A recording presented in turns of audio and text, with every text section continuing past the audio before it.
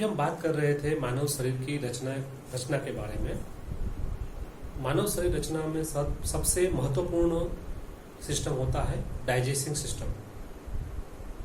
खाने को पचाने की एक सिस्टम होती है, उसके बारे में थोड़ा सा संक्षिप्त में जानने की हम कोशिश करते हैं।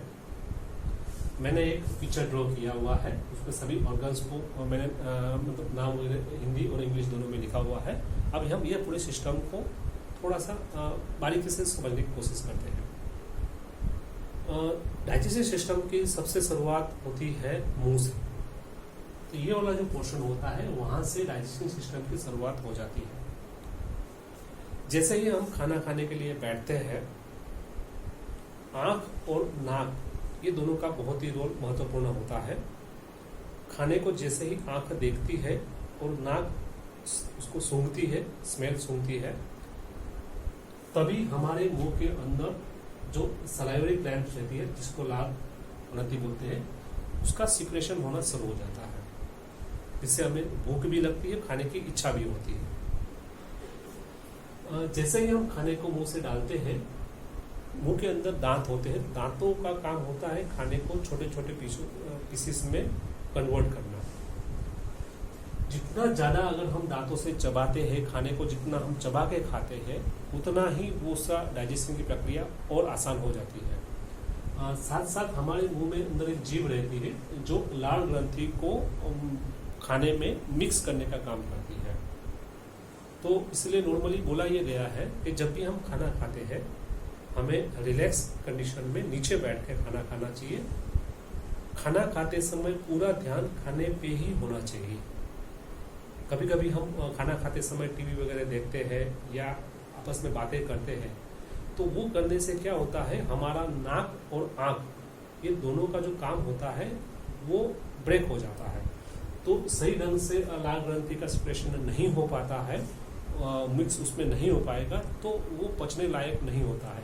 तो यहीं हमें डिस्टर्ब हो जाता है अगर हम ये ऐसी प्रक्रिया करते हैं। तो जैसे ही हम खाने को ज़्यादा चबाते हैं, उसमें लाल ग्रंथि मिक्स हो जाती है, तो खाना निगलने लायक हो जाता है। तो खाना वहाँ से निकलता है, उसके बाद यहाँ से अंदर की तरफ आता है खाना।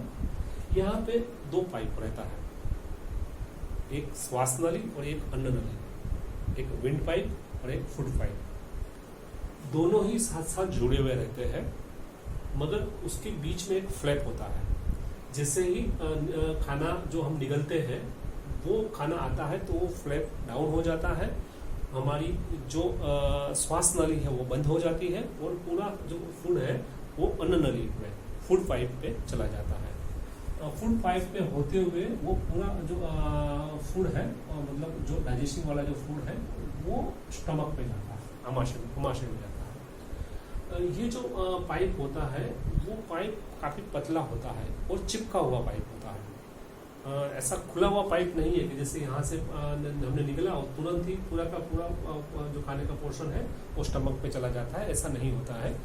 उसमें जो फूड पाइप के अंदर जैसे खाने के जो पीसेस जाते हैं और वो पोर्शन खुल जाता है, और फिर थोड़ा और आगे बढ़ता है तो वो एक बाद वाला चिपक जाता है, तो वो धीरे धीरे करके वो नीचे उतरता है। इसीलिए बहुत ज़्यादा स्पीड से भी हमें खाना नहीं खाना चाहिए।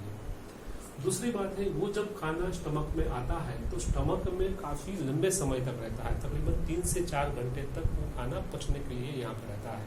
यहाँ पे एक हाइड्रोक्लोरिक एसिड होता है, वो खाने में पचाने में काफ़ी मदद करता है उसमें। स्टमक का रोल ही मेन है, जो मैक्सिमम खाना है यहीं पे पचता है, मगर पूरा का पूरा खाना स्टमक में ही पच जाता है ऐसा नहीं है। जो खाना यहाँ पे पचता नहीं है वो वहाँ से आगे बढ़ते हुए स्मॉल इंटेस्टाइन, मतलब जिसको हम छोटी आंत बोलते हैं, उसमें वो चला जाता है। स्मॉल इंटेस्टाइन में भी कुछ एंजाइम्स होते हैं जो खाने को पचाने में काफ़ी सहायता मिलती है उसको, और साथ साथ उसको मदद करता है स्टमक के जस्ट बाजू पे ही राइट साइड में, जिसको हम लीवर बोलते हैं।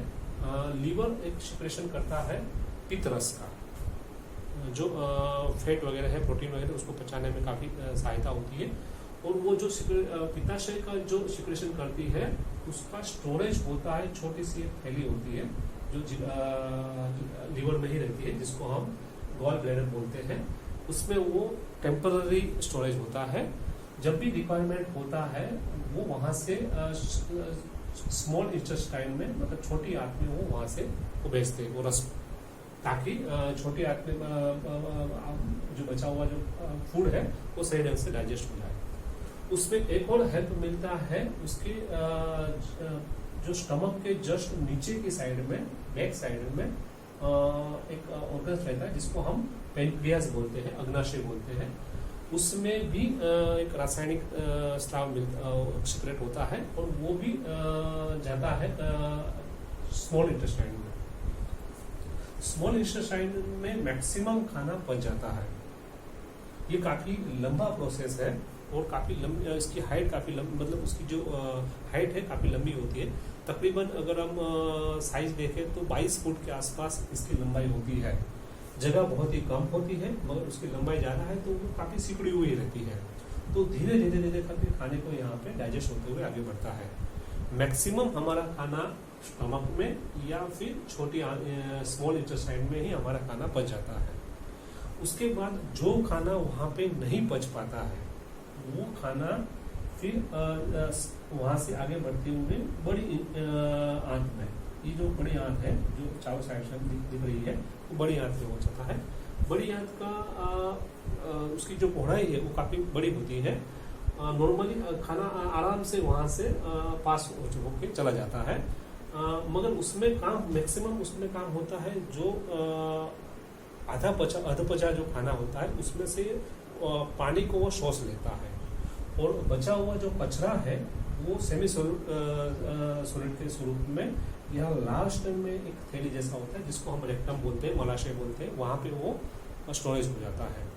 और समय समय में हम लोग एनस के थ्रू उस कचरे को हम शरीर से बाहर निकाल देते हैं। तो हमारा जो डाइजेस्टिंग सिस्टम है शुरुआत होता है मुंह से और लास्ट में एनस के बाद वहाँ से वो उसका खत्म हो जाता है। मगर इसमें सबसे बड़ी जो दिक्कत आती है वो ये बिग जो बड़ी वाली आंत है उसमें ही जो मल मैक्सिमम मल है वो जो नहीं पच पाता है वो वहीं फंस जाता है, जिसको हम एनस के थ्रू ज़्यादा मतलब निकालते हैं। तो कुछ कचरा इधर ही जो उसकी जो परतें होती है, बॉर्डर होती है, वहाँ पे वो चिपक जाता है और वही दिक्कत करता है। तो सबसे पहले हमें पेट की सफाई की जब हम बात करते हैं तो इस पार्ट्स को हमें साफ रखना होता है। नॉर्मली हम जब दिन भर में पानी पीते हैं तो पानी पीने से काफ़ी इसमें सफाई हो जाती है, मगर उसको सही ढंग से सफाई करने के लिए कुछ प्रक्रियाएं होती है। जैसे ही हम प्राणायाम योगासन शुरू करते हैं तो प्राणायाम योगासन में हमें सुबह के समय में कुछ ऐसी प्रक्रिया करनी होती है जिसमें हमारी पेट की सफाई सही से हो जाए, जिसको हम एक प्रक्रिया के थ्रू समझते हैं। नॉर्मली सुबह के समय में जब भी हम प्राणायाम करते हैं, प्राणायाम में सुबह का उठने का समय थोड़ा सा जल्दी होता है, तो 5 से 6 के बीच का हम समय समझते हैं। सुबह उठने के बाद सबसे पहला ही काम होता है हमारा पानी पीना।